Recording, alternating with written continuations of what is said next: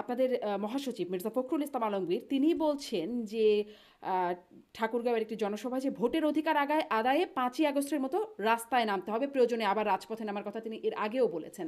আপনারা কি সেরকম শঙ্কা করেন যে আপনাদেরকে আবার রাজপথে নামতে হবে এবং 5ই আগস্টের মতো, মানে খুব একটা মারাত্মক ব্যাপার, 5ই আগস্টে তো খুব ভয়াবহ একটা ঘটনা ঘটে গেছে, অনেক মারাত্মক একটা ঘটনা ঘটে গেছে, এভাবে আপনাদের আবার রাস্তায় নেমে ভোটের অধিকার আদায় করতে হবে, নির্বাচন আদায় করতে হবে, এরকমটা মনে করেন, শঙ্কা করেন? রাস্তায় নেমে অধিকার আদায়ের জন্য আবার আমাদেরকে পূর্ণ শক্তি নিয়ে রাস্তায় নামতে হতে পারে, সেই জিনিসটা আমরা ধারাবাহিকভাবে বলে আসছি এবং আমরা সেইভাবে মানসিক এবং সাংগঠনিক প্রস্তুতিও নিয়ে রেখেছি এবং সামনেও তা থাকবে। এখন 5ই আগস্টটা হয়তো একটা মানে জাস্ট এক্সাম্পল হিসেবে উনি বলেছেন, কিন্তু এইখানে যে সম্ভাবনা রয়েছে যে তৃতীয় কোনো বিষয় চলে আসার, যেটা ডিপলিটিসাইজেশন, যেটা 1/11-এর সময় হয়েছিল, এরকম একটি শক্তি সক্রিয় রয়েছে বলেই আমরা জানি। এবং নির্বাচনটাকে যে আমরা বারে বারে বলছি, এটি কিন্তু মূল কারণ। কারণ নির্বাচনকে বিলম্বিত করে এখানে অন্য কোনো শক্তি, আহ অনির্বাচিত শক্তি দীর্ঘমেয়াদে বাংলাদেশের রাষ্ট্র ক্ষমতা নিবে, এরকম কিন্তু একটা সম্ভাবনা এবং চক্রান্ত রয়েছে। সেটি সরাসরি আহ আমি বলবো যে ভারতেরও এখানে ইন্ধন পারে থাকতে পারে এবং রয়েছে বলে আমরা জানি। জি, তো সেটিকে ভারতের আমরা ইন্ধন আছে, মোকাবেলা, কিন্তু নিশ্চয়ই আমাদের দেশে কারো না কারো আছেন যারা আসলে ভারতের ইন্ধনে কাজটা করবেন, তারা কারা? অবশ্যই ভারত, এটাই আওয়ামী লীগের ফেলে যাওয়া পতিত স্বৈরাচারের দোসররা, তারাই তো এটাকে সহযোগিতা করবেন বললে, তাই না? কারণ আলটিমেটলি তার বেনিফিশিয়ারি তারাই হবে। কিন্তু তাদের সরকারে রিহ্যাবিলিটেশন। আছে ডক্টর ইউনুস এবং তার উপদেষ্টা পরিষদ। অনির্বাচিত সরকার দীর্ঘদিন ক্ষমতায় থাকবে, এটি তো তাহলে তাদেরই হবার কথা। এখানে আওয়ামী লীগের বিষয়টা কোত্থেকে আসছে? না, এখন আমরা কিন্তু বলছি না যে ডক্টর ইউনূস দীর্ঘ সময় থেকে যাবে। এখানে আমরা বলছি যে তৃতীয় কোনো শক্তি সেখানে ঢুকে পড়তে পারে, সেখানে তখন তো তারা মানে কে আসবে সেটা আমরা বলতে পারছি না।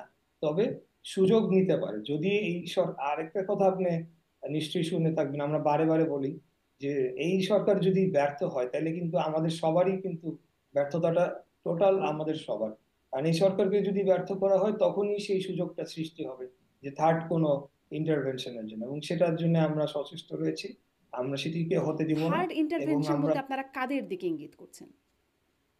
আমি এখন এখন আপনি এখন আমি যদি বিশেষভাবে কোনো আহ, ব্যক্তি বা গোষ্ঠীর কথা বলি সেটা সমীচীন হবে না, বাট থার্ড ইন্টারভেনশন তো হয়েছে, 1/11-এর সময় হয়েছে।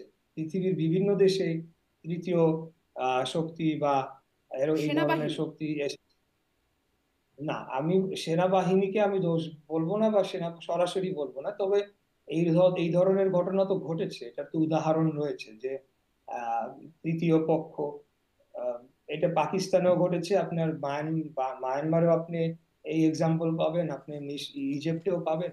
তো সেই ধরনের আশঙ্কা আমরা উড়িয়ে দিচ্ছি না। আমরা সেনাবাহিনীকে নিয়ে সন্তুষ্ট।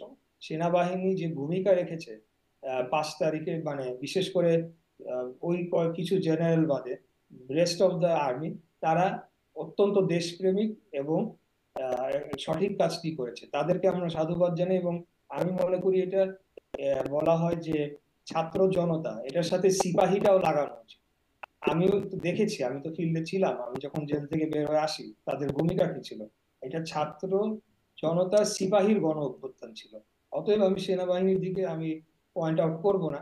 তবে এই যে থার্ড পার্টি যেটা হয় সেটা সাধারণত দেশি বিদেশি একটা নেক্সাস মিলে একটা চক্রান্তের মাধ্যমে এটা হয়, যেটি ইতিপূর্বে আমরা দেখেছি সো কল্ড 1/11-এর সময় তখন আসলে বাংলাদেশে। সেনাবাহিনীকেই তো আসলে আমরা দেখেছি যে তাদেরই একটা একটা ইন্টারভেনশন। সেনাবাহিনী হয়তো কেউ কেউ ওইটার মধ্যে জড়িত হয়ে থাকতে পারে।